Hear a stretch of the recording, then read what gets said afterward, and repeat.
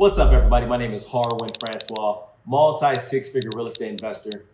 Today's video is all about scripts. We're going to break down exactly the information that you need to get out of every single seller that you talk to, the guidelines, and the core information that you need. This is going to allow you to lock up and close deals more consistently. Now, guys, I'm on a mission to create financial freedom for people of all ages, backgrounds, and beliefs through real estate. And a big part of that starts with your conversations. Now, before we jump in, please make sure you like, share, and subscribe to this video, as I got a lot more fire content on the way for you guys. Now, let's get straight into it. Now, guys, I remember once being in your shoes, starting out, I didn't know nothing to say to the sellers, okay? But after doing this for a couple of years, I've tailored a script that works for my team members and helps them maximize on each seller that they speak to, okay? So we're gonna keep it super simple. There are only 4 things that you need on every single seller that you speak to, okay? It's called the TMPC. You guys are gonna hear me say this a lot in my teaching. With the TMPC, you will know if you have a lead, and if the TMPC does not line up, but the seller says they do want to sell, you're going to go ahead and put them on a follow-up, okay? So the TMPC, what is the TMPC? TMPC stands for timeline, motivation, price, and condition, okay? So let's break it down. Timeline. This is all about motivation. We're trying to sniff out the motivation from the tire kickers and the real people who are looking to get something done, okay? So if someone says they have a timeline that's looking to sell within the next 6 months, to me, that doesn't seem as motivated, okay? Motivation lies within anywhere from 30 to 90 days, 1 month to 3 months. If someone says they're looking to sell within the next 30 days, that tells me I need to spend a little bit more time on that person. So timeline is super important. That's going to be their first layer of motivation that you're trying to figure out. Next is going to be motivation. Now, what's motivation? Motivation, you're trying to figure out what's the reason that they are looking to sell. Everybody has a reason that they're looking to sell, whether that's, they got into a divorce, whether that's they just want the highest price point that they can get, or whether that's they're looking to move state to state. So you're going to figure out that motivation. Keep in mind, guys, the deeper the motivation is, the more that we want to pay attention to this seller, okay? So I'm gonna give you guys 2 case scenarios. We're going to say one person just went through a divorce and they need to sell ASAP. And then the other person is saying, I'm looking to sell because I just want the highest price point. I just feel like it's time. Which one sounds more motivated to you? Obviously, the person who just went through the divorce and needs to sell. I'm going to want to spend a little bit more time with them. Next is the price. Price is probably the most important one. Price and motivation, I would say, is the most important ones. Price, obviously, that's pretty self-explanatory. The price is going to tell you if we're in the same ballpark or not, okay? So if someone's within $75K price range, if someone's asking for $300,000 and I know I can offer them somewhere around $225,000, I think I can negotiate that person down. But if someone's asking for 200K plus, more than where I need to be at, that's not someone who's motivated, and that's not someone that you want to spend too much time with, okay? And last but not least, condition. So condition is very important. This is where you're trying to figure out how bad the property is, or if it's a piece of land, what's the condition, if there's anything crazy going on with a piece of land. So this is where you get all the information. You're double checking whether if it's a 3-bedroom, 2-bathroom. You want to check if, what age is the roof, what age is the HVAC. You're checking all that information out on the condition of the property. So this is my cold calling script. This is the same cold calling script that I use for my company. Some of my cold callers, they all use this same exact script. Within this script, you're going to see that the TMPC is already ingrained into this script. So we're going to go through the script, and this is the only script that you're going to need for 2026. This is a super simple 1-page script. This is going to allow you to know if you're dealing with a motivated seller or someone that you just need to get out of your pipeline. So the opening sentence is always going to be, hey, and you want to say the seller's name, okay? You'll never want to say, hey, this is my name. You always want to say, hey, seller's name. Let's break this down.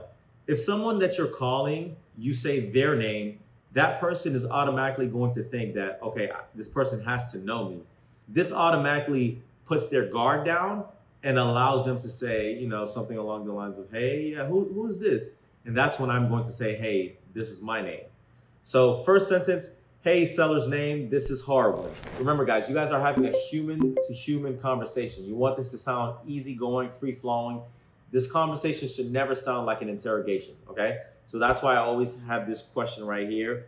How's your day going so far, right? So you can, everything that you're doing on this call is trying to put their guard down a little bit. And now you're gonna go straight into it. I'm reaching out because me and my team are buying houses in your area, and we actually came across your property on street name.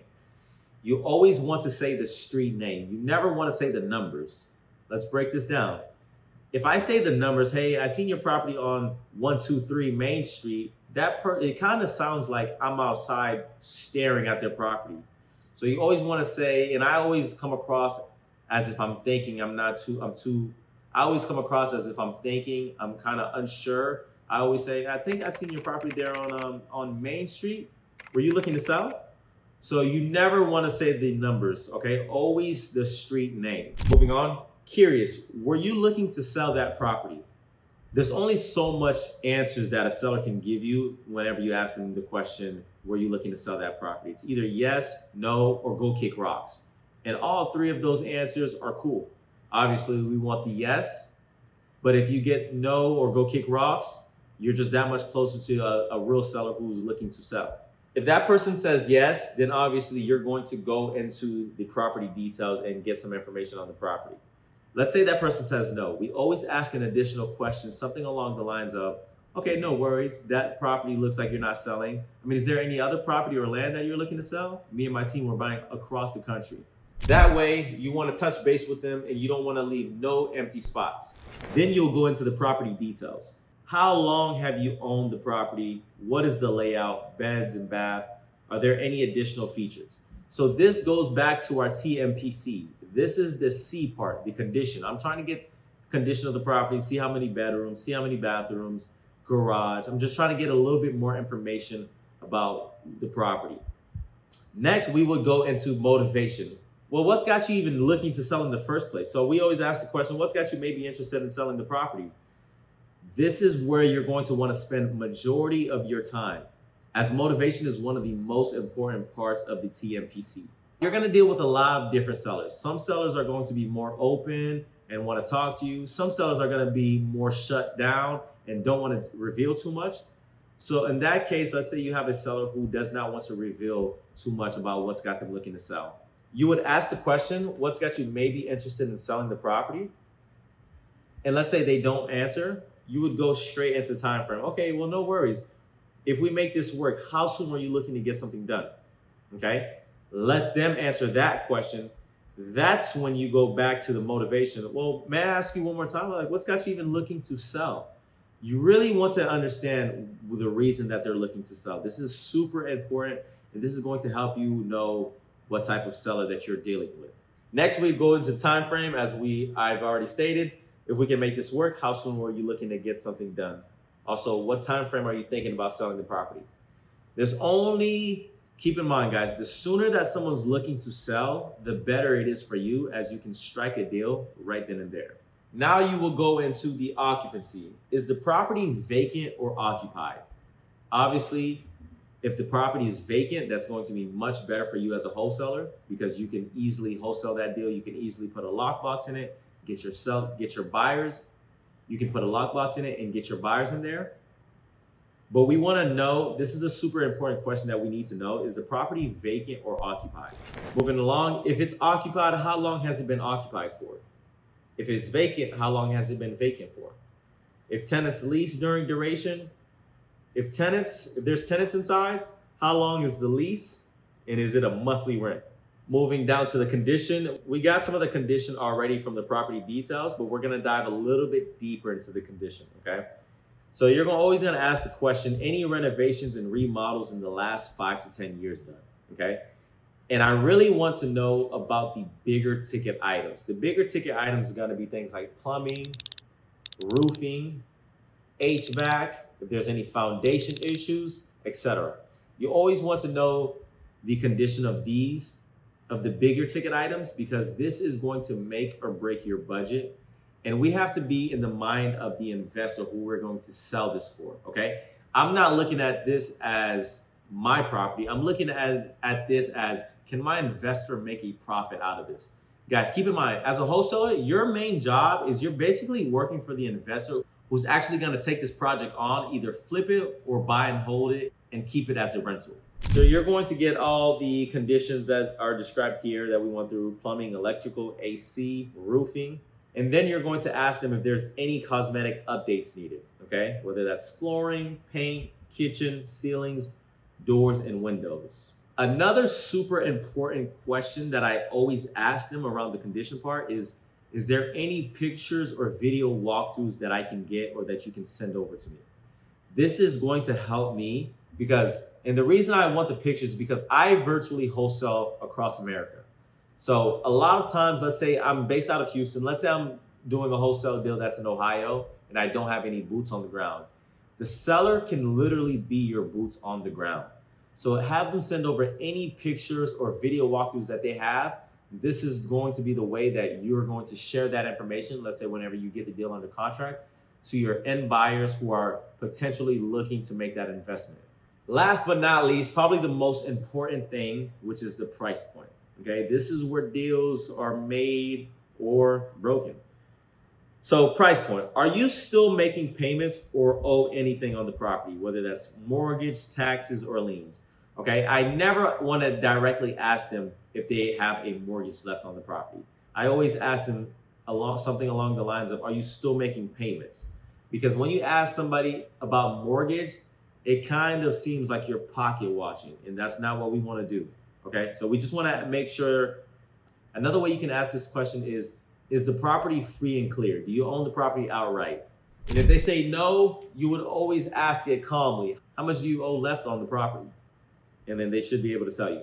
The price point, I always ask it this way: how much would you need to walk away with? Not how much do you want to walk away with.